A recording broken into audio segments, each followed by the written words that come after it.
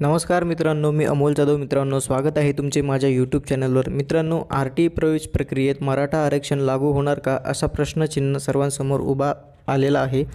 तर मित्रांनो, शिक्षण हक्क कायद्याअंतर्गत RT राबविली जाणारी प्रवेश प्रक्रिया सुरू झाली असून सगळ्यात पहिल्यांदा शाळांची नोंदणी प्रक्रिया सुरू केलेली आहे. RTA प्रक्रियेत मराठा आरक्षणाची अंमलबजावणी करण्याबाबत शिक्षण विभागाने शासनाकडून मार्गदर्शन मागवले आहे, असे राज्याचे प्राथमिक शिक्षण संचालक शरद गोसावी यांनी सांगितले आहे.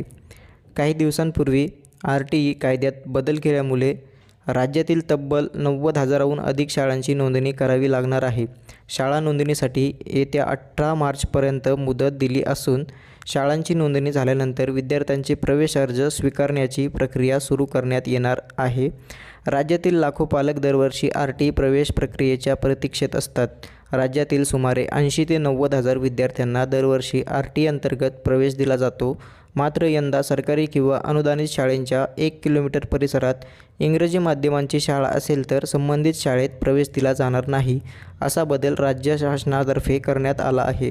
शिक्षण विभागाने 2024-25 या शैक्षणिक वर्षाची RTE प्रवेश प्रक्रिया उशिरा सुरू केली आहे. तसेच शाळा नोंदणी व ऑनलाईन प्रवेश प्रक्रिया राबवून प्रत्यक्ष प्रवेश देण्याच्या प्रक्रियेला विलंब होणार आहे. दरवर्षी शिक्षण विभागाकडून विलंब केला जात असल्याने अनेक पालक आपल्या पाल्याचा प्रवेश इतर शाळांमध्ये घेऊन ठेवतात. मार्च महिन्यात नोंदणीला सुरुवात झाल्याने पुढील 3 ते 4 महिने ही प्रवेश प्रक्रिया राबविली जाणार आहे. याबाबत गोसावी म्हणाले, शासन आदेशानुसार प्राथमिक शिक्षण विभागाने शाळा नोंदणीची प्रक्रिया सुरू केली आहे. शाळा नोंदणीनंतर विद्यार्थी नोंदणीला सुरुवात केली जाईल. तोपर्यंत पालकांनी RTE प्रवेशास आवश्यक असणारी कागदपत्रे काढून ठेवावीत. तसेच मराठा समाजाच्या आरक्षणाची अंमलबजावणी RTE प्रवेशासाठी कशी करावी याबाबत शासनाकडून मार्गदर्शन मागवले आहे. तर मित्रांनो, हा एक छोटासा व्हिडिओ होता. व्हिडिओ कसा वाटला कमेंटमध्ये सांगा. चॅनलवर पहिल्यांदा आला असाल तर चॅनलला सबस्क्राईब करून ठेवा. असेच नवनवीन व्हिडिओज तुम्हाला भेटत राहतील.